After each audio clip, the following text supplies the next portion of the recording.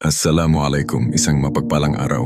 Nais kong ibahagi sa inyo ang isang totoong kwento na may kapupulutan ng aral.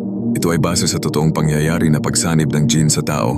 Dinala ng isang lalaki ang kanyang asawa para magpagamot at sinabing galit na galit sa kanya ang kanyang asawa at nakakaramdam ng ginhawa sa bahay kapag wala siya.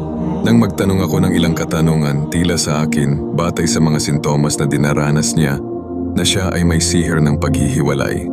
Pagkatapos basahin ang rukya, isang jinn ang nagsalita sa kanyang katawan.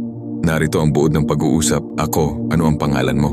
Jinn, hindi ko sasabihin sa iyo ang aking pangalan. Ako, ano ang iyong relihiyon? Jinn, Islam.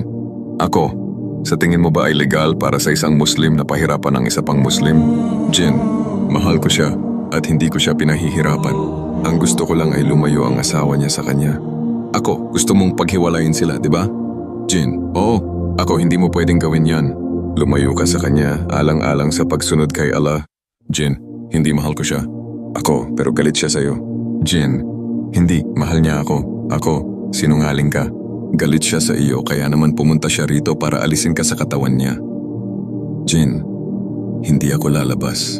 Ako, kung gayon susunugin kita gamit ang Quran, binabasa ang mga talata. Binigkas ko ang ilang talata sa kanya at sumigaw siya.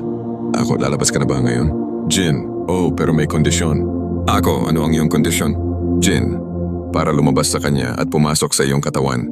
Ako, sige, lumabas ka sa kanya at pumasok ka sa katawan ko. Naghintay sandali ang jinn pagkatapos ay umiyak. Ako, bakit ka umiyak? Jinn, walang jinn ang makakapasok sa iyong katawan ngayon. Ako, bakit? Jinn, dahil kaninang umaga sinabi mo, La ilaha illallah wahdahu la sharika lahu lahul mulku wa lahul hamd wa huwa ala kulli shay'in qadir. Hanartos beses. At ang propeta Muhammad sallallahu alaihi wasallam ay nagsabi ng totoo ng kanyang sabihin, sinumang magsalita ng La ilaha illallah wahdahu la sharika lahu lahul mulku wa lahul hamd wa huwa ala kulli shay'in qadir. 100 beses sa isang araw ay magkakaroon ng gantimpala na katumbas ng pagpapalaya sa 10 na lipin.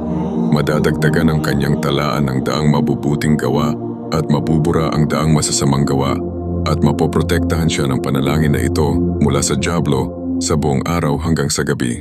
Walang mas mahusay sa kanya na nagsasabi ng panalangin ito maliban sa taong mas marami ang sinasabi. Refer Al-Bukhari sa Fath al-Bari 6:338 at Muslim sa An-Nawawi 1717. Follow, like at share. Para sa iba pang videos, shukran.